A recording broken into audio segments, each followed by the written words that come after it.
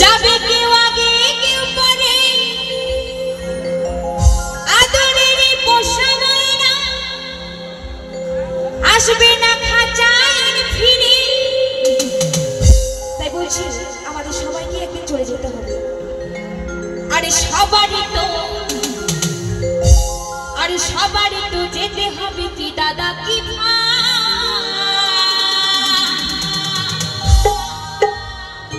এই সাদের দেহ পুড়ে হবে ছাই,